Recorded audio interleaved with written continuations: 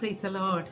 ദൈവത്തിൻ്റെ അതിപരിശുദ്ധമായ നാമം വാഴ്ത്തപ്പെടുമാറാകട്ടെ. ഒരുമിച്ച് ദൈവസന്നിധിയിൽ കൂടി വരുവാനും പ്രാർത്ഥിപ്പാനും ദൈവവചനം ഒരുമിച്ച് ധ്യാനിപ്പാനും കർത്താവ് നമ്മുടെ ജീവിതത്തിൽ തന്ന ഈ നല്ല സാവകാശത്തിനായി ഞാൻ ദൈവത്തെ സ്തുതിക്കുന്നു, സ്തോത്രം ചെയ്യുന്നു, പ്രാർത്ഥിക്കാം. വാഗ്ദത്തങ്ങളിൽ വിശ്വസ്തനായ ഞങ്ങളുടെ ദൈവമേ, സുഖ്യ പിതാവേ, നന്ദിയുള്ള ഹൃദയത്തോടെ ഞങ്ങൾ അങ്ങയെ സ്തുതിക്കുന്നു, സ്തോത്രം ചെയ്യുന്നു. അടികൾ ഒരുമിച്ച് തിരുമുഖത്തേക്ക് നോക്കുന്നു. ഞങ്ങളോട് ഹൃദ്യമായി സംസാരിക്കണമേ എന്ന് പ്രാർത്ഥിക്കുന്നു കർത്താവേ.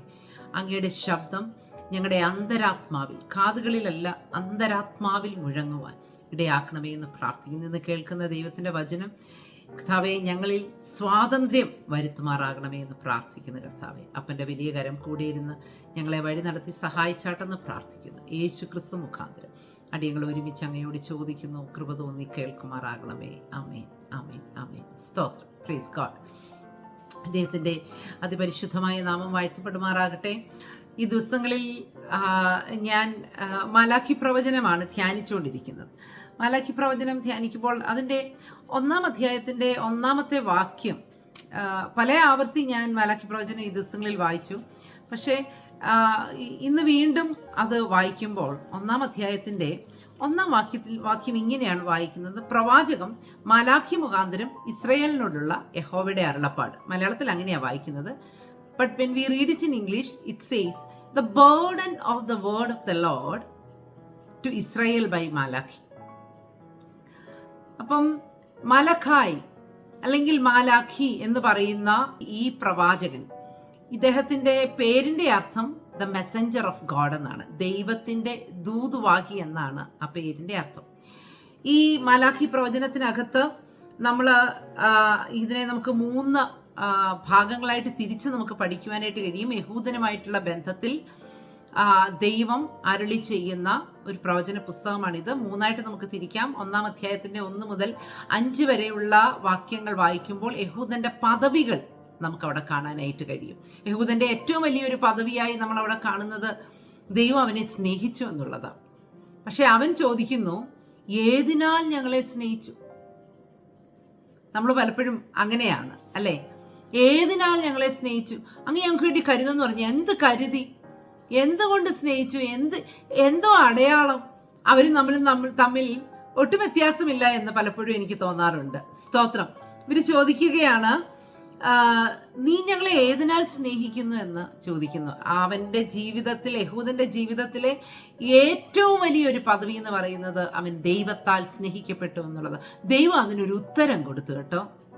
നമ്മൾ പലപ്പോഴും ദൈവത്തിൻ്റെ സ്നേഹം ദൈവം എക്സ്പ്രസ് ചെയ്യുന്നത് ഇങ്ങനെ ആയിരിക്കും: ഈ പ്രാർത്ഥനയ്ക്ക് മറുപടി തരുമ്പോൾ ദൈവം എന്നെ സ്നേഹിക്കുന്നു, എൻ്റെ കുഞ്ഞുങ്ങളെ ഉയർത്തുമ്പോൾ ദൈവം എന്നെ സ്നേഹിക്കുന്നു, എന്നെ മാനിക്കുമ്പോൾ ദൈവം എന്നെ സ്നേഹിക്കുന്നു, എനിക്ക് തകർച്ച വരുമ്പോൾ ദൈവത്തിന് എന്നോട് വിരോധമാണ്, എൻ്റെ പ്രാർത്ഥനയ്ക്ക് മറുപടി കിട്ടാതിരിക്കുമ്പോൾ എന്നോട് വിരോധമാണ്, എൻ്റെ ചോദ്യങ്ങൾക്ക് ഉത്തരം ലഭിക്കാതിരിക്കുമ്പോൾ ദൈവത്തിന് എന്നോട് വിരോധമാണ്. ഇതൊക്കെയാണ് നമ്മുടെ ചിന്ത. എങ്ങനെയാ ദൈവം നമ്മളെ സ്നേഹിക്കുന്നത്, ഏതിനാൽ സ്നേഹിക്കുന്നു എന്ന് ചോദിക്കുമ്പോൾ അവിടെ കർത്താവ് തന്നെ ഉത്തരം പറയുകയാണ്. ഏശാവ് യാക്കോബിന്റെ സഹോദരനല്ലയോ? എങ്കിലും ഞാൻ യാക്കോബിനെ സ്നേഹിക്കുന്നു എന്ന യഹോവയുടെ അരുളപ്പാട്. ദൈവം പറയുകയാണ്, ഏശാവും യാക്കോബും ഒരേ ഉദരത്തിൽ ഒരേ സമയത്ത് ജനിച്ച് ഒന്നിച്ച് വളർന്ന് ഒന്നിച്ച് പുറത്തു വന്ന് വാഗ്ദത്ത പ്രകാരം വിളിക്കപ്പെട്ട ഒരുവന്റെ കൊച്ചു സന്തതിയായി ജനിച്ചതാണ്. 2 പേരും ഒരുമിച്ചാണ് ജനിച്ചത്. പക്ഷേ കർത്താവ് പറയുകയാണ്, ഏശാവും യാക്കോബും സഹോദരങ്ങളല്ലേ, പക്ഷേ ഞാൻ യാക്കോബിനെ സ്നേഹിക്കുന്നു. ഇതാണ് ദൈവം നമ്മളെ സ്നേഹിക്കുന്നു എന്നുള്ളതിൻ്റെ ഏറ്റവും വലിയ തെളിവ്. എന്താണെന്ന് അറിയാമോ? യോഗ്യതകളോ ജന്മം കൊണ്ടോ കർമ്മം കൊണ്ടോ ജീവിതം കൊണ്ടോ യോഗ്യതകളൊന്നുമില്ലാഞ്ഞിട്ടും ഏശാവിനെ പോലെ പലരെയും കുടുംബത്തിനകത്തും ദേശത്തും പലയിടങ്ങളിലും മാറ്റി നിർത്തിയിട്ട് യാക്കോബിനെ പോലെ കർത്താവ് നമ്മളെ തിരഞ്ഞെടുത്തു. നമ്മെ സ്വർഗം തിരഞ്ഞെടുത്തു, രക്ഷയ്ക്കായി തിരഞ്ഞെടുത്തു, നിത്യജീവനായി തിരഞ്ഞെടുത്തു, അവന്റെ മണവാട്ടിയാകാൻ തിരഞ്ഞെടുത്തു, സഭയുടെ ഭാഗമാകാൻ തിരഞ്ഞെടുത്തു, അവന്റെ ശരീരത്തിന്റെ അവയവങ്ങളാകാൻ തിരഞ്ഞെടുത്തു, കൂട്ടുവേലക്കാരാകാൻ തിരഞ്ഞെടുത്തു, കൃഷിക്കാരാകാൻ തിരഞ്ഞെടുത്തു. ഹല്ലേലൂയ, സ്തോത്രം. ദൈവത്തിന്റെ മഹത്വത്തെ ഹല്ലേലൂയ ഈ കാലഘട്ടത്തിൽ ഈ തലമുറയിൽ വെളിപ്പെടുത്തുവാൻ തക്കവണ്ണമുള്ള പാത്രങ്ങളാകാൻ ഹല്ലേലൂയ സ്വർഗം നമ്മളെ തിരഞ്ഞെടുത്തു. ഏശാവിനും യാക്കോബിനും അതിനകത്ത് മറ്റൊരു ചോയ്സ് ഉണ്ടായിരുന്നില്ല. യാക്കോബിനെ ദൈവം തിരഞ്ഞെടുത്തു എന്ന് ഹല്ലേലൂയ പറയുമ്പോൾ തന്നെ ദൈവം പറയുകയാണ്, എന്റെ തിരഞ്ഞെടുപ്പ് യാക്കോബിന്റെ മേൽ വീണു എന്നുള്ള ഒരൊറ്റ കാരണം മതി ഞാൻ യാക്കോബിനെ സ്നേഹിക്കുന്നു എന്നുള്ളതിന്റെ ഏറ്റവും വലിയ തെളിവാണ്.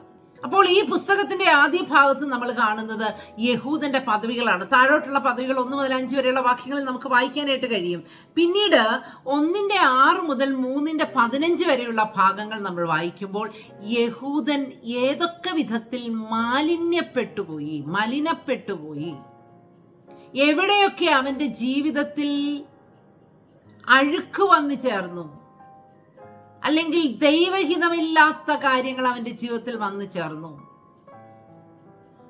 അതാണ് രണ്ടാമത്തെ പകുതിയിൽ നമുക്ക് പഠിക്കാൻ കഴിയുന്നത്. എന്നാൽ 3:16 മുതൽ 4:6 വരെയുള്ള വാക്യങ്ങൾ നമ്മൾ വായിക്കുമ്പോൾ യഹൂദനോടുള്ള ദൈവത്തിന്റെ വാഗ്ദത്തങ്ങൾ നമുക്ക് പഠിക്കാനായിട്ട് കഴിയും.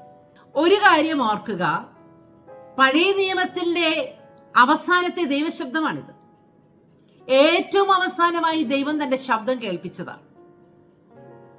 ജനം അത്രമാത്രം മലിനപ്പെട്ട് കോപിപ്പിച്ച് ദൈവത്തിന്റെ ഹൃദയത്തെ വല്ലാതെ വേദനിപ്പിച്ച് ജീവിക്കുന്ന കാലഘട്ടത്തിൽ മലാഖി പ്രവാചകനിൽ മറഞ്ഞിരുന്ന ദൈവം ഈ മനുഷ്യരോട് സംസാരിക്കുക. ഇത്രമാത്രം തിരഞ്ഞെടുത്തു, സ്നേഹിച്ചു, കരുതി, കൊണ്ടു നടന്നു. ഞങ്ങളെ എന്ത് കരുതി, ഞങ്ങളെ എന്ത് നടത്തി, ഞങ്ങളെ എന്ത് സ്നേഹിച്ചു, ഏതിനാൽ എന്ന് ചോദിക്കുന്ന മനുഷ്യരോട് നിങ്ങൾ ഇന്നതിനാൽ ഒക്കെ നിങ്ങൾ മലിനപ്പെട്ടു പോയി, നിങ്ങൾ വീണുപോയി, നിങ്ങൾ അകന്നുപോയി, നിങ്ങൾ ചെയ്യുന്ന കാര്യങ്ങൾ തന്നെ ഹല്ലേലൂയ സ്തോത്രം എൻ്റെ സ്റ്റാൻഡേർഡിനല്ലാത്ത വിധത്തിൽ ചെയ്യുന്നു എന്നൊക്കെ പറഞ്ഞിട്ട് അവരെ വഴക്ക് പറഞ്ഞ് ശപിച്ച് അല്ല പഴയ നിയമത്തിൽ ദൈവശബ്ദം അവസാനിച്ചത്. വാക്തത്വങ്ങൾ കൊണ്ട് കുത്തി നിറച്ചാണ് ദൈവശബ്ദം അവസാനിപ്പിച്ചത്. സ്തോത്രം. ഓർക്കുക, ഇന്നും നമ്മളെ ഇങ്ങനെ സ്നേഹിക്കുന്ന ഒരു ദൈവമില്ലേ? വിലാപങ്ങളുടെ പുസ്തകം 3-ാം അധ്യായത്തിലേക്ക് പോകുമ്പോൾ അല്ലേ നാം മുടിഞ്ഞു പോകാതിരിക്കുന്നത് അവന്റെ കരുണ കൊണ്ട്, അവന്റെ കൃപ കൊണ്ട്. സ്തോത്രം. ഇവിടെ ഹല്ലേലൂയ സ്തോത്രം 3-ാമത്തെ ഭാഗം, ഈ 3-ാമത്തെ അധ്യായത്തിന്റെ 16 മുതൽ 18 വരെയുള്ള വാക്യങ്ങൾ വായിക്കുമ്പോൾ ദൈവത്തിനൊരു ഓർമ്മ പുസ്തകമുണ്ട്, ഒരു സ്മരണ പുസ്തകം. അതിനകത്ത് ദൈവം എഴുതി വെച്ചിരിക്കുന്ന കുറെ പ്രതിഫലങ്ങൾ, ആ വാഗ്ദത്തങ്ങൾ നമുക്കവിടെ വായിക്കാൻ കഴിയും. അതുപോലെ തന്നെ സ്തോത്രം അതിൻ്റെ 4-ാം അധ്യായത്തിന്റെ 1 മുതൽ 3 വരെയുള്ള വാക്യങ്ങൾ വായിക്കുമ്പോൾ ക്രിസ്തുവിന്റെ വരവിൽ ഇവർക്ക് ലഭിക്കാൻ സാധ്യതയുള്ള പ്രതിഫലങ്ങളെ കുറിച്ച് അവിടെ പറഞ്ഞിട്ടുണ്ട്. അങ്ങനെയുള്ള വാഗ്ദത്തങ്ങൾ കൊടുത്തിട്ടുണ്ട്. ഏറ്റവും അവസാനം 4-ാം അധ്യായത്തിന്റെ 4 മുതൽ 6 വരെയുള്ള വാക്യങ്ങൾ അത് വായിക്കുമ്പോൾ ഹല്ലേലൂയ സ്തോത്രം, വരുവാനുള്ള വഴിയൊരുക്കുന്ന ഏലിയാവിനെ കുറിച്ചുള്ള പ്രവചനങ്ങൾ അല്ലെങ്കിൽ ആ വാഗ്ദത്തം നമുക്കവിടെ കാണാനായിട്ട് കഴിയും. ഇനി ഈ പുസ്തകത്തിന്റെ ഒരു ഔട്ട്ലൈൻ ഞാൻ പറഞ്ഞു എന്ന് മാത്രമേ ഉള്ളൂ. വചനം ഹല്ലേലൂയ സ്തോത്രം എൻ്റെ ഹൃദയത്തിനകത്ത് വന്നത് ഇങ്ങനെയാണ്: the burden of the word of the Lord. അപ്പൊ ദൈവത്തിന്റെ വചനം പ്രവാചകന്റെ ഉള്ളിൽ ഒരു ഭാരമായിട്ടാ വന്നത്. ദൈവത്തിന്റെ വചനം പ്രവാചകൻ റിസീവ് ചെയ്യുമ്പോൾ അവന്റെ ഉള്ളിൽ ഒരു ഭയങ്കര ബർഡൻ. സ്തോത്രം. അപ്പോൾ ഈ വാക്ക് ഇതുപോലെ തന്നെ എക്സ്പ്രസ് ചെയ്തിരിക്കുന്ന പല ഭാഗങ്ങൾ ദൈവവചനത്തിലുണ്ട് കേട്ടോ. The burden of the word of the Lord, ദൈവവചനത്തിന്റെ ഭാരം. സ്തോത്രം. ദൈവം എന്തെങ്കിലും ചില കാര്യങ്ങൾ നമ്മളോട് പങ്കുവെക്കുമ്പോൾ ഓർക്കുക, ദൈവത്തിന്റെ ഹൃദയത്തിന്റെ ഭാരം എന്നിലേക്ക് അവൻ പകരുകയാണ്. സ്തോത്രം. ഈ കൂട്ടത്തോട് വിളിച്ചു പറയാനുള്ള കാര്യം പ്രവാചകനോട് പറയുമ്പോൾ ദൈവത്തിന്റെ ഹൃദയത്തിന്റെ ഭാരം ദൈവം ആ പ്രവാചകനിലേക്ക് പകരുന്നു. ഞാനും നിങ്ങളും ദൈവശബ്ദം കേൾക്കുമ്പോൾ ദൈവത്തിൽ നിന്ന് വചന വെളിപ്പാടുകൾ പ്രാപിച്ച് ജനത്തോട്, ലോകത്തോട്, ഹല്ലേലൂയ, ഈവൻ നമ്മുടെ കുടുംബ പ്രാർത്ഥനയിലാണെങ്കിലും വിളിച്ചു പറയുമ്പോൾ ഒരു കാര്യം ഓർക്കുക, we are being filled with the burden of the Lord. ദൈവത്തിന്റെ ഹൃദയത്തിന്റെ ഭാരമാണ് ഞാനും നിങ്ങളും പ്രാപിച്ച് ജനത്തിന് കൊടുക്കുന്നത്. അതൊരു ബൈബിൾ സ്റ്റഡി ആയിരിക്കാം, ഒരു നോർമൽ മെസ്സേജ് ആയിരിക്കാം, കുടുംബ പ്രാർത്ഥനയിൽ നമ്മൾ വായിക്കുന്ന വചനത്തിന്റെ ഒരു വെളിപ്പാടായിരിക്കാം, എന്തുമായിക്കോട്ടെ. Hallelujah, be serious. ഓർക്കുക, ദൈവത്തിന്റെ ഹൃദയത്തിനകത്ത്, specially if you are delivering a corrective message, ദൈവത്തിന്റെ ഹൃദയത്തിന്റെ ഭാരമാണ് ചുമന്ന് കൊണ്ടുവന്ന് പങ്കുവയ്ക്കുന്നത്. അപ്പൊ എത്ര സീരിയസ് ആയിട്ട് വേണം നമ്മൾ ഇതിനെ കൈകാര്യം ചെയ്യാൻ. സ്തോത്രം. ഒരു രാജാവിന്റെ ഹൃദയത്തിന്റെ വേദന എല്ലാവരോടും പറയുമോ? നാട്ടിലുള്ള മനുഷ്യരോട്, പോകുന്നവരോട്, വരുന്നവരോട് ഒക്കെ പറയുമോ? പറയത്തില്ല. രാജാവ് മന്ത്രിമാരോട് പറയുന്നത്, തൻ്റെ ഭരണവുമായി ബന്ധപ്പെട്ട് തൻ്റെ കൂടെ നിൽക്കുന്നവരോട് പറയുന്ന കാര്യങ്ങളൊക്കെയുണ്ട്. പക്ഷേ അദ്ദേഹത്തിൻ്റെ ഹൃദയത്തിലെ യഥാർത്ഥമായ ഭാരം രാജ്ഞിയോടായിരിക്കും കൂടുതൽ പങ്കുവയ്ക്കുന്നതെന്ന് ഞാൻ ചിന്തിക്കും. അല്ലെങ്കിൽ അടുത്ത രാജ്യഭാരം ഏറ്റെടുക്കാൻ പോകുന്ന തൻ്റെ സന്തതികളോട് പങ്കുവയ്ക്കാനുള്ള സാധ്യതയുണ്ട്. സ്തോത്രം. Will God share his burden with us? ഒരിക്കലും ഒരു ദേവദാസൻ ഇങ്ങനെ പ്രാർത്ഥിച്ചു, കർത്താവേ, അങ്ങയുടെ ഹൃദയത്തെ തകർക്കുന്നതെല്ലാം എൻ്റെ ഹൃദയത്തെയും തകർക്കണമെന്ന്.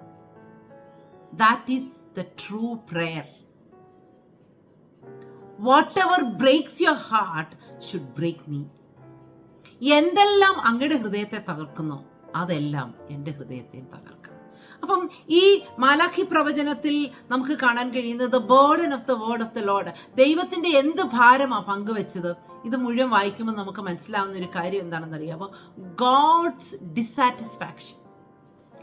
ദൈവത്തിന് ഈ ജനത്തിന്റെ പ്രാർത്ഥനയോട്, യാഗങ്ങളോട്, ആലയത്തിലുള്ള അവരുടെ പ്രവൃത്തികളോട്, പുരോഹിതന്മാരുടെ ജീവിത രീതിയോട്, ഹല്ലേലൂയ, സ്തോത്രം, യാഗങ്ങളോട് ഒക്കെയുള്ള ദൈവത്തിൻ്റെ അതൃപ്തി, തൃപ്തിയില്ലായ്മ. ഈ പ്രവചന പുസ്തകം മുഴുവൻ വായിച്ചു നോക്കണം. നിങ്ങൾ കണ്ണുപൊട്ടിയതിനെ യാഗം കഴിക്കുന്നു, മുടന്തിനുള്ളതിനെ യാഗം കഴിക്കുന്നു. നിങ്ങളുടെ ദേശാധിപതിക്ക് അതൊന്ന് കാഴ്ചവെച്ചാൽ അവനത് സ്വീകരിക്കുമോ? പുരോഹിതനെ കുറിച്ച് പറയുകയാണ്, 2-ാം അധ്യായത്തിന്റെ 7-ാം വാക്യം, പുരോഹിതൻ സൈന്യങ്ങളുടെ യഹോവയുടെ ദൂതനാകയാൽ അവന്റെ അധരങ്ങൾ പരിജ്ഞാനം സൂക്ഷിച്ചു വെക്കേണ്ടതും ഉപദേശം അവനോട് ചോദിച്ചു പഠിക്കേണ്ടതുമല്ലോ. പുരോഹിതൻ യഹോവയുടെ ദൂതനാണെന്ന് പറയുന്നത്, the Messenger of God. Priest is the bridge builder. പുരോഹിതൻ പാലം പണിയുന്നവനാണ്. സ്തോത്രം. അവന്റെ അധരത്തിൽ പരിജ്ഞാനമില്ലായ നിമിത്തം ദൈവം സാറ്റിസ്ഫൈഡ് അല്ല. അവന്റെ ജീവിതം കൊണ്ട്, അവന്റെ സംസാര രീതിയിൽ, അവന്റെ ഉപദേശത്തിൽ ഒന്നും ദൈവം സാറ്റിസ്ഫൈഡ് അല്ല. സോ ദൈവം നമ്മുടെ ജീവിതത്തിൽ, നമ്മുടെ തലമുറയുടെ ജീവിതത്തിൽ, ഞാൻ അവിടം കൊണ്ട് അതിനെ നിർത്തുകയാ. അതിന്റെ അപ്പുറത്തോട്ട് പോകാം കേട്ടോ, പക്ഷെ ഞാൻ അവിടം കൊണ്ട് നിർത്തുകയാ. ഏറ്റവും കുറഞ്ഞത് നമുക്ക് കർത്താവിനോട് പ്രാർത്ഥിക്കാം, കർത്താവേ, ഏതൊക്കെ മേഖലകളിൽ അങ്ങയ്ക്ക് എന്നോട് അതൃപ്തിയുണ്ട്, എൻ്റെ കുടുംബത്തിലുള്ള, എൻ്റെ കുഞ്ഞുങ്ങളിൽ, എൻ്റെ പ്രിയപ്പെട്ടവനിൽ, എൻ്റെ പ്രിയപ്പെട്ടവളിൽ എന്തിനൊക്കെ അങ്ങയ്ക്ക് അതൃപ്തിയുണ്ട്, ആ ഭാരം എന്നോടൊന്ന് പങ്കുവയ്ക്കും. സ്തോത്രം. ഈ ദിവസങ്ങളിൽ പ്രാർത്ഥിക്കും, കർത്താവേ, ഞാൻ അങ്ങയെ ഡിസാറ്റിസ്ഫൈ ചെയ്യുന്ന areas, the areas which I dissatisfy you, my children dissatisfy you, share that burden. That's a burden for the Lord. ദൈവത്തിന് അതൊരു ഭാരമാകട്ടോ. അത് ഈ ദിവസങ്ങളിൽ ദൈവം പങ്കുവെച്ചാൽ 2 കൈയും നീട്ടി സ്വീകരിപ്പാൻ നമ്മൾ 2 കൈയും വിരിച്ച് അതിനെ സ്വീകരിപ്പാനായിട്ട് ഒരുങ്ങും. സ്തോത്രം. ഹബക്കൂക്ക് പ്രവചനത്തിലേക്ക് പോയേ. ഹബക്കൂക്ക് പ്രവചനത്തില് ഹല്ലേലൂയ സ്തോത്രം. ഹബക്കൂക്ക് പ്രവാചകന്റെ 1-ാം അധ്യായത്തിന്റെ 1-ാം വാക്യത്തിൽ വായിക്കുന്ന ഇങ്ങനെയാണ്: the burden which Habakkuk so. Habakkuk പ്രവാചകൻ കണ്ട ഭാരം. സ്തോത്രം. അദ്ദേഹം ഒത്തിരി ചോദ്യങ്ങൾ ചോദിക്കുന്നുണ്ട് കേട്ടോ. കർത്താവേ, അങ്ങനെയാണോ ഇങ്ങനെയാണോ, അങ്ങ് ഞങ്ങളോട് ഇത്രയും എന്താ ഞങ്ങളെ വിടുവിക്കാത്തത്? ഇങ്ങനെ കുറേ കാര്യങ്ങൾ, പരാതികൾ, ചോദ്യങ്ങൾ, ഉത്തരങ്ങൾ എല്ലാം അദ്ദേഹം പറയുന്നുണ്ട്. ഇത് കഴിഞ്ഞിട്ട് ഈ ഹബക്കൂക്ക് പ്രവാചകനോട് ദൈവം പങ്കുവെച്ച ഭാരം എന്താണെന്നറിയാവോ? The people in the ways of sin. ജനങ്ങൾ നടക്കുന്ന പാപത്തിന്റെ വഴികൾ. ആ ഭാരമാണ് ഹബക്കൂക്ക് പ്രവാചകനോട് ദൈവം പങ്കുവെച്ചത്. ദൈവത്തിന് നമ്മോടുള്ള അതൃപ്തിയുടെ ഭാരം മാത്രമല്ല, നാമോ നമ്മുടെ തലമുറകളോ ദേശത്തിന്റെ നടുവിൽ, ദൈവസഭയുടെ നടുവിൽ പാപത്തിന്റെ ഏതെങ്കിലും ഒരു വഴിയിലൂടെ, മെയിൻ റോഡിൽ കൂടെ അല്ലേലും സൈഡിലുള്ള ഏതെങ്കിലും ഒരു പാപത്തിന്റെ റോഡിൽ കൂടെ നമ്മൾ യാത്ര ചെയ്യുന്നെങ്കിൽ, കർത്താവേ, അത് അങ്ങയ്ക്ക് ഭാരമായിട്ട് മാറുമ്പോൾ അത് എന്നോടൊന്ന് പറയണം. അത്തരത്തിലുള്ള ഭാരം ദൈവം നമ്മളോട് പങ്കുവയ്ക്കുമോ? ഹല്ലേലൂയ സ്തോത്രം. ഞാൻ ഇത്രയും പ്രാർത്ഥിച്ചിട്ട് എന്താ കേൾക്കാത്ത ദൈവമേ എന്നൊക്കെയാണ് ഹബക്കൂക്ക് പ്രവാചകൻ ചോദിക്കുന്നത്. സ്തോത്രം.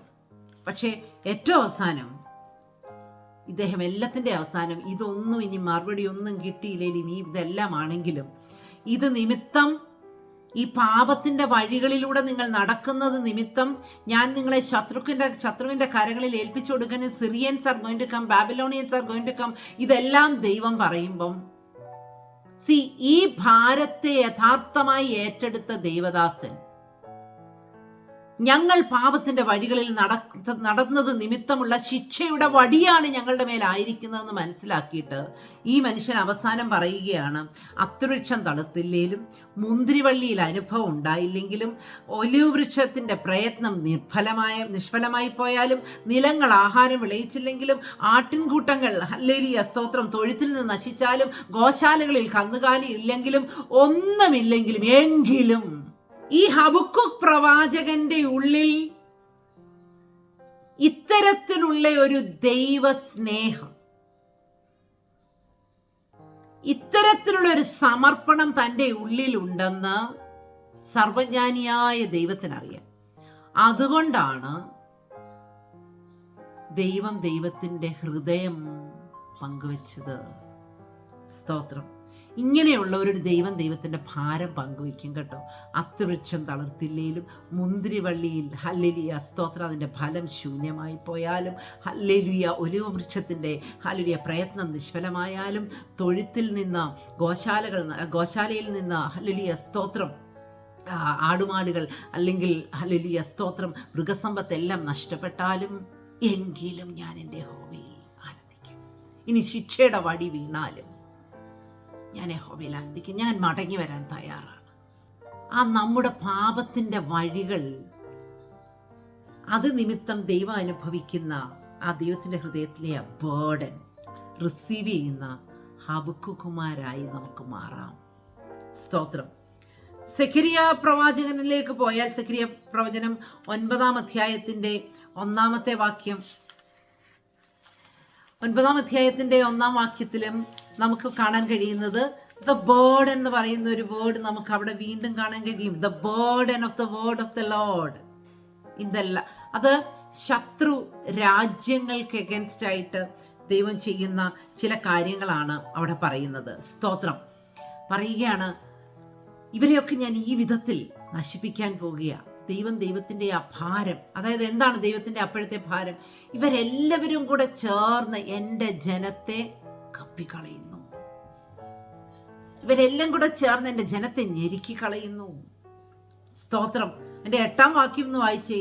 ആരും പോക്കുവരത്ത് ചെയ്യാതിരിക്കേണ്ടതിന് ഞാനൊരു പട്ടാളമായി എൻ്റെ ആലയത്തിന് ചുറ്റും പാളയമിറങ്ങും. ഇനി ഒരു പീഡകനെ അവരുടെ ഇടയിൽ കൂടി കടക്കുകയില്ല.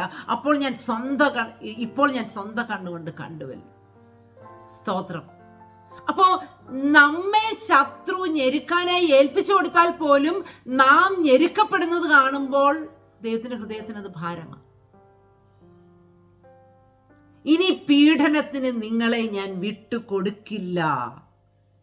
12-ാം വാക്യം പറയുന്നു, പ്രത്യാശയുള്ള ബദ്ധന്മാരെ കോട്ടയിലേക്ക് മടങ്ങി. എനിക്ക് ഭയങ്കര ഇഷ്ടമാണ് ആ ഫ്രേസ് കേട്ടോ.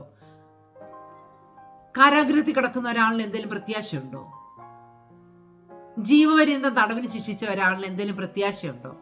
ഇന്നൊരുപക്ഷെ തടവിലാണെങ്കിലും ഉള്ളിൻ്റെ ഉള്ളിൽ നിന്ന് എൻ്റെ ദൈവം എൻ്റെ തല ഉയർത്തും, എൻ്റെ ദൈവം ഞങ്ങളെ വിടുവിക്കും. ഹല്ലേലൂയ. ഈ ആലയത്തിൻ്റെ പിന്നത്തെ മഹത്വം ഹല്ലേലൂയ മുമ്പുള്ളതിനേക്കാൾ ശ്രേഷ്ഠകരമായിരിക്കും. ദൈവം എന്നെ ഉയർത്തും, എന്നെ മാനിക്കും, എൻ്റെ തലമുറയെ വീണ്ടും ശുശ്രൂഷയിലേക്ക് കൊണ്ടുവരും, എൻ്റെ ജീവിതത്തെ ദൈവം അനുഗ്രഹിക്കും. ഹല്ലേലൂയ. സ്തോത്രം, സ്തോത്രം. എൻ്റെ പ്രാർത്ഥനാ ജീവിതം മടക്കി കിട്ടും. ഹല്ലേലൂയ. എന്നെ വീണ്ടും ദൈവം ബലപ്പെടുത്തി എഴുന്നേൽപ്പിച്ച് നിർത്തും. എന്നെ കാലൂന്നി എഴുന്നേൽപ്പിച്ച് നിർത്തുമാറാക്കുന്ന ഒരു ദൈവം ഉണ്ട് എന്ന് ഉറപ്പുള്ളവർ. സ്തോത്രം. അങ്ങനെ ഒരു ദൈവം ഉണ്ട് കേട്ടോ. കാരണം നമ്മുടെ തകർച്ചയിൽ ദൈവത്തിനൊരു ഭാരമുണ്ട്. ഹല്ലേലൂയ. സ്തോത്രം. നാഹൂം പ്രവചനത്തിന്റെ 1:1 വായിക്കുമ്പോൾ ദ ബർഡൻ കൺസേണിങ് നിനവേ, ഒരു രാജ്യത്തെക്കുറിച്ചുള്ള ദൈവത്തിന്റെ ഭാരം ദൈവം നാഹൂം പ്രവാചകനിലൂടെ പങ്കുവയ്ക്കുകയാണ്.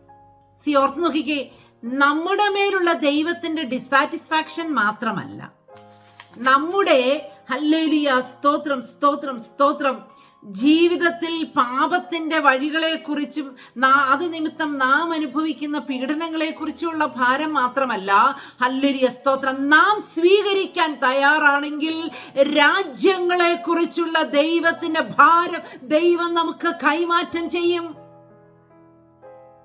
ദേശത്തെക്കുറിച്ചുള്ള ഭാരം, നമ്മുടെ ഈ കൊച്ചു വീട് 4 ചുവരിനകത്തൊതുങ്ങുന്ന ഹല്ലേലൂയ 4 ജീവിതങ്ങളെ കുറിച്ചുള്ള ഭാരം മാത്രമല്ല, ഹല്ലേലൂയ നിനവയെ പോലെയുള്ള ആ കാലഘട്ടത്തിൽ ഏറ്റവും പ്രസിദ്ധമായി ഹല്ലേലൂയ ടെക്നോളജിയിലൊക്കെ മുമ്പിൽ നിന്ന് സമൃദ്ധിയുടെ ഹല്ലേലൂയ രാജ്യമായി കണ്ടുകൊണ്ടിരുന്ന നിനവയെ പോലുള്ള വലിയ വലിയ രാജ്യങ്ങളെ കുറിച്ചുള്ള ഭാരം ദൈവം നമ്മുടെ ഉള്ളിൽ തരും. സ്തോത്രം.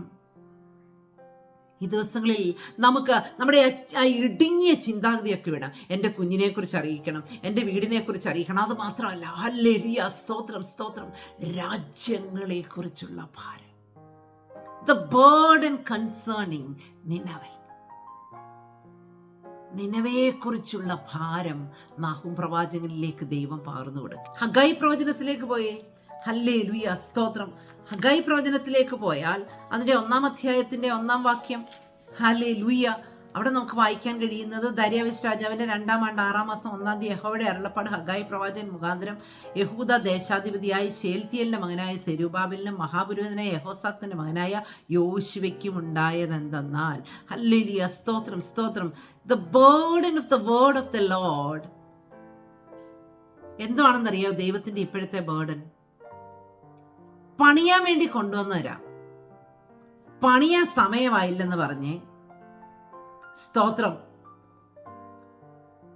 2-ാം വാക്യത്തിൽ പറയുന്നു, യഹോവയുടെ ആലയം പണിയുവാനുള്ള കാലം വന്നിട്ടില്ല, പക്ഷെ ഞങ്ങൾക്ക് വീട് പണിയാനുള്ള കാലം വന്നു കേട്ടോ. നിങ്ങൾ തട്ടിട്ട വീടുകളിൽ താമസിക്കുക. ഞാൻ പ്രാർത്ഥിച്ചുകൊണ്ടിരിക്കുക സിസ്റ്റർ, ഒരു ശുശ്രൂഷയ്ക്കായിട്ട് ഞാൻ ഒരുങ്ങിക്കൊണ്ടിരിക്കുക. പക്ഷെ നമ്മുടെ ജീവിതവുമായി ബന്ധപ്പെട്ട് മക്കളുടെ കാര്യം ചെയ്യും, ഭാര്യയുടെ കാര്യം ചെയ്യും, ഭർത്താവിൻ്റെ കാര്യം ചെയ്യും, ഹല്ലേലൂയ സ്തോത്രം, നമ്മുടെ വീട് പണിയുന്ന കാര്യം ചെയ്യും, എല്ലാം നമ്മൾ ചെയ്യും. പക്ഷെ യഹോവയുടെ ആലയവുമായി ബന്ധപ്പെട്ട കാര്യങ്ങളിൽ പണിക്കകത്ത് I am still waiting upon the Lord. സ്തോത്രം. സെരുബാബേലേ, നിന്റെ കൂടെ ചിലരെയും ഈ ദേശത്തേക്ക് അയച്ചത് പണിയാനായിട്ടാ. റോയൽ ബ്ലഡ് ഉള്ളവനാ നീ, പണിയാൻ വന്നതാ. 2-ാം അധ്യായത്തിന്റെ ഹല്ലേലൂയ സ്തോത്രം 23-ാമത്തെ വാക്യത്തിലേക്ക് പോകുമ്പോൾ, സെരുബാബേലേ, നിന്നെ ഹല്ലേലൂയ സ്തോത്രം സ്തോത്രം, ഏതൊരു ഒരു തട്ടിട്ട വീട്ടിൽ പാർക്കാനല്ല ഞാനിവിടെ കൊണ്ടുവന്ന്, നിന്നെ മുദ്രമോചിതമാക്കാൻ കൊണ്ടുവന്നാ ഞാൻ. Hallelujah. So God is sharing the burden through a prophet about a leader. Zerubbabel എന്ന് പറയുന്ന ദൈവത്താൽ നിയോഗിക്കപ്പെട്ട ഒരു മനുഷ്യനെ കുറിച്ച് ദൈവത്തിന് ഭാരം. ഇവൻ ഇവിടെ വന്നിട്ട് അവൻ പണിയേണ്ടത് പണിയുന്നില്ല, സ്തോത്രം, ചെയ്യേണ്ടത് ചെയ്യുന്നില്ല. അത്തരത്തിലുള്ള ഭാരവും ദൈവം നമ്മളോട് പങ്കുവയ്ക്കും. ഇതിങ്ങനെ പറഞ്ഞുകൊണ്ടിരുന്നാൽ ഹല്ലേലൂയ സ്തോത്രം ഒത്തിരി കാര്യങ്ങൾ പറയാൻ പറ്റും കേട്ടോ. Arise, build, this is the time. എഴുന്നേറ്റ് പണിയ സെരുബാബേലേ, നിന്റെ മുമ്പിലുള്ള മഹാപർവ്വതം സമഭൂമിയായി തീരും. നീ ചുവട് വയ്ക്കാൻ തയ്യാറായാൽ മതി. സ്തോത്രം. സോ സെരുബാബേൽ എന്ന് പറയുന്ന ആ മനുഷ്യനെ നോക്കിയിട്ട് ദൈവത്തിന് ഭയങ്കര ഭാരം. ഇവൻ ചെയ്യേണ്ടത്, നമ്മളെയൊക്കെ നോക്കി അങ്ങനെ ഒരു ഭാരം ദൈവത്തിനുണ്ടോ? ദൈവമേ, ഞാൻ വിളിച്ചു, ഞാൻ എക്വിപ്പ് ചെയ്തു, ഞാൻ കൊണ്ടുവന്നു, ഒരു ദേശത്താക്കി, പക്ഷേ ഒന്നും ചെയ്യുന്നില്ല, പണിയുന്നില്ല. അവരവരുടെ സ്വന്തം കാര്യങ്ങൾ നോക്കട്ടെ. സ്തോത്രം. സഖരിയ പ്രവചനം 12-ാം അധ്യായത്തിന്റെ 1-ാം വാക്യത്തിലേക്ക് പോകുമ്പോഴും അവിടെയും ഒരു ബേർഡൻ ഹല്ലേലൂയ ദൈവം പങ്കുവയ്ക്കുകയാണ്. ഹല്ലേലൂയ സ്തോത്രം. റെസ്റ്റോറേഷൻ ഓഫ് ഇസ്രായേൽ, ഇസ്രായേലിന്റെ യഥാസ്ഥാപനം, അതിനെക്കുറിച്ചുള്ള കുത്തിയവങ്കിലേക്ക് നോക്കുന്നത് 12-ാം അധ്യായത്തിന്റെ 9-ാം വാക്യത്തിലേക്ക് പോകുമ്പോഴൊക്കെ പറയുകയാണ്, ഒരു ചാൻസ് കൂടെ ഞാൻ ഇവർക്ക് കൊടുക്കാം. കുത്തിയവങ്കിലേക്ക് ഇവരൊന്ന് തിരിഞ്ഞു നോക്കണമെന്നുള്ള ദൈവത്തിന്റെ ഭാരം, ഒരു മടങ്ങി വരവിനായുള്ള ദൈവത്തിന്റെ ഭാരം. സ്തോത്രം. നമുക്ക് ഈ ദിവസങ്ങളിൽ ദൈവത്തോട് പ്രാർത്ഥിക്കാം, കർത്താവേ, അങ്ങയുടെ ഹൃദയത്തിന്റെ ഭാരം എൻ്റെ വീട്ടിനെ കുറിച്ചുള്ളത്, എൻ്റെ സഭയെക്കുറിച്ചുള്ളത്, എൻ്റെ ദേശത്തെക്കുറിച്ചുള്ളത്, രാജ്യങ്ങളെക്കുറിച്ചുള്ളത്, വിളിയുള്ള വ്യക്തി ജീവിതങ്ങളെക്കുറിച്ചുള്ളത് പങ്കുവെക്കാൻ പറ്റുന്ന ഒരു ഹൃദയം എനിക്ക് താ.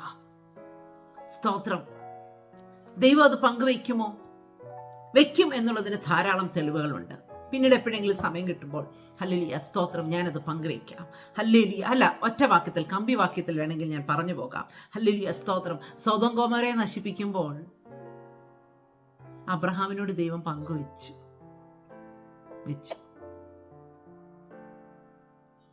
മക്കദോന്യക്കാരനായ ഒരുവൻ വന്ന് വിളിക്കുന്നത് പൗലോസിനെ ചിലടത്ത് പോകാതെ പിടിച്ചു നിർത്തി ദൈവം അവനോട് മാസിഡോണിയെ കുറിച്ചുള്ള ബേർഡൻ, മക്കദോന്യയെ കുറിച്ചുള്ള ഭാരം പൗലോസിന് പങ്കുവെച്ചു കൊടുത്തു. പൗലോസ് പോയി. അവിടെ അടികൊള്ളേണ്ടി വന്നു. മാസിഡോണിയക്കാരനെ കാണാൻ, കാരാഗര പ്രമാണിയെ കാണാൻ അടികൊണ്ട് ജയിലിലാവേണ്ടി വന്നു. ഈ ഭാരം പങ്കുവെച്ചാൽ ഈസി ആയിട്ട് പോകത്തില്ല കേട്ടോ. യിരെമ്യാ പ്രവാചകനോട് ചോദിച്ചു. യിരെമ്യാ പ്രവാചകൻ പറയും 20-ാം അധ്യായത്തിന്റെ 9-ാം വാക്യം, ഇനി ഞാൻ മിണ്ടത്തില്ല, ഇതല്ല, ഞാൻ ഇനി ഒന്നും പറയത്തില്ല എന്നൊക്കെ പറഞ്ഞാൽ, കർത്താവേ, നിന്റെ ഈ വചനത്തിന്റെ ഭാരം എൻ്റെ ഉള്ളിലോട്ട് വന്നാണ്ടല്ലോ, അതെൻ്റെ ഹൃദയത്തിലും എൻ്റെ അസ്ഥിക്കകത്തും തീയായിട്ട് കത്തും. പിന്നെ എനിക്ക് ചെയ്യാതിരിക്കാൻ പറ്റും. ദൈവത്തിന്റെ ഭാരം പങ്കുവയ്ക്കപ്പെട്ടാൽ